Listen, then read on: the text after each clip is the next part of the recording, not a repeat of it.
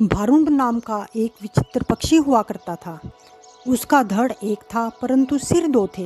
एक शरीर होने के बावजूद उसके सिरों में एकता जरा भी नहीं थी और ना तालमेल। वे एक दूसरे से दुश्मनी रखते थे। हर जीव सोचने समझने का काम दिमाग से करता है और दिमाग होता है सिर में। दो सिर होने के कारण भारुंड के भी दो दिमाग थे, जिसमें से एक पूर्व जाने की सोचता तो दूसरा पश्चिम। भारुण का जीवन बस दो सिरों के बीच फंसकर रह गया था। एक दिन भारुण भोजन की तलाश में नदी तट पर घूम रहा था कि एक सिर को नीचे गिरा एक फल नजर आया। उसने चोंच मारकर उसे चक्कर देखा तो जीभ चटकाने लगा। वाह, ऐसा फल तो मैंने जीवन में पहले कभी नहीं खाया।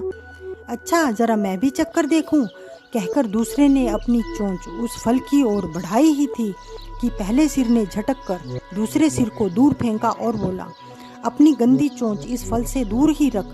यह फल मैंने पाया है और इसे मैं ही खाऊंगा। अरे, हम दोनों एक ही शरीर के तो भाग हैं।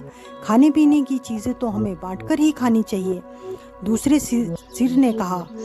पहला सिर कहने लगा, ठीक, हम एक शरीर के भाग हैं। पेट भी हमारा एक ही है। मैं इस फल को खाऊंगा, वह पेट में ही तो जाएगा और पेट तेरा भी है। दूसरा सिर बोला, खाने का मतलब पेट भरना ही नहीं होता है भाई। जीभ का स्वाद भी तो कोई चीज़ है। खाने का असली मज़ा तो मुंह में ही है। पहला सिर तुनक कर चिढ़ाने वाले स्वर में बोला, अरे, तेरी जीभ और खाने का ठेका मैंने थोड़े ही ले रखा है। फल खाने के बाद पेट से डकार आएगी, वो तेरे मुंह से भी निकलेगी। उसी से गुजारा चला लेना। अब ज़्यादा बकवास न कर और मुझे शांति से फल खाने दे। ऐसा कहकर पहला सिर चटकारे ले लेकर फल खाने लगा।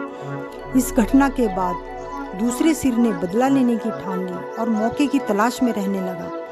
कुछ दिन बाद फिर भारुण भोजन की तलाश में घूम रहा था कि दूसरे सिर की नज़र एक फल पर पड़ी। उसे जिस चीज़ की तलाश थी वो उसे मिल गई थी। दूसरा सिर उस फल पर चोंच मारने ही जा रहा था कि पहले सिर ने चीख कर चेतावनी दी, अरे अरे, इस फल को मत खाना।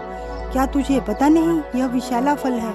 इसे खाने पर मृत्यु भी हो सकती है। दूसरा सिर हंसा, चुपचाप अपना काम कर। तुझे क्या लेना है कि मैं क्या खा रहा हूँ? भूल गया उस दिन की बात?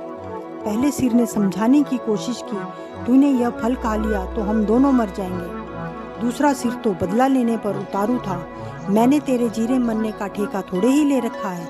मैं जो खाना चाहता हूँ वो खाऊंगा, उसका नतीजा कुछ भी हो।